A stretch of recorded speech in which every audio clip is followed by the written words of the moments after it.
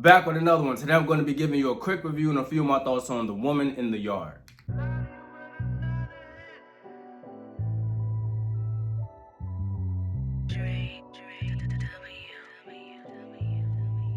So The Woman in the Yard is the latest Blumhouse project and it's directed by Jome Colette Serra. If I messed up that pronunciation, my bad, bro.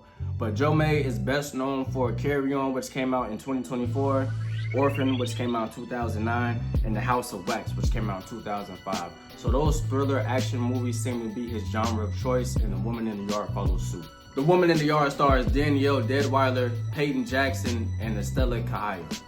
The Woman in the Yard tells the story of an injured mother and her two kids who are still mourning the loss of a loved one. So they're living their normal lives, getting adjusted to their new farm home, one day at a time type of thing, when they're interrupted by what seems to be a woman in all black sitting in a chair.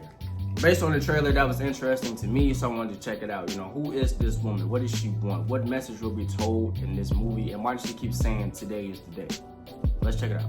I liked how in the beginning the film made good use of time. Like within the first 10-ish minutes, you get a pretty solid idea of the characters and their situation. They lost their father and the son is now the man of the house. He takes on the bulk of the responsibilities and the chores, and they even hint at what possibly happened to the father.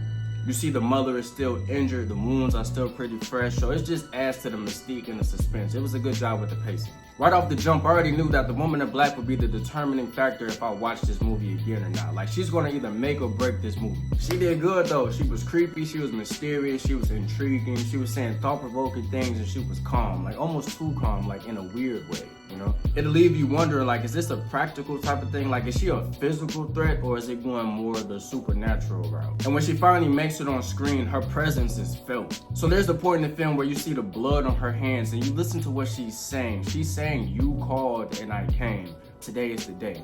What does that really mean, And then when the family realizes that she's getting closer and closer, it'll have you thinking, like, closer to what though? The truth? Self? Maybe karma? Like, who is this person and why is she really here, I'm not gonna say too much more about her because I don't want to spoil anything. I want y'all to really get that experience when y'all watch this movie, so check it out. The Woman in the Yard does a good job of creating and sustaining suspense. There's certain things that happen where you question, like, damn, was that a hallucination? Was that a vision? Or was that reality? She get a little tricky in this one, The Woman in the Yard had multiple jump scares that I didn't see coming, so they did a good job with that. And I like that the son is witty, he's smart and he's real mature for his age. Like, when shit hits the fan, he thinks quick on his feet. And for my factual opinion, I think what I like most about this film is that when things start to unravel, you really don't know what direction it'll take you in. It's unpredictable. Like, the turn of events that take place in that third act, they snapped with that. I feel like I was in the Twilight Zone for real. Like, it's a great, thought-provoking plot twist. The cinematography was on point. There's one scene in particular where I was like, damn, that's a powerful shot. And it was placed perfectly within an extremely pivotal moment in the movie. Like, that moment stood out to me. They did a good job with that. Bravo. Also, the direction and the shots that were used were pretty good as well. You gotta remember, this movie takes place like on a farmhouse, like a barn in the middle of nowhere, and that can get boring pretty fast. So good job on the angles and the shots to keep everything interesting. If I had to rate and categorize The Woman in the Yard, I would probably give it a solid 7 and put it in the rewatch club. This movie was actually pretty enjoyable to me, and I definitely will be watching this again. And those are my thoughts on The Woman in the Yard. If you've seen it, leave it down in the comments what you thought about the film. Did you enjoy it? Did you think it was corny? What moment stood out to you?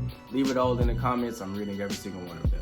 As always, thanks for watching me. Thanks for supporting me. Please don't forget to like and subscribe, and I will see you on the next one.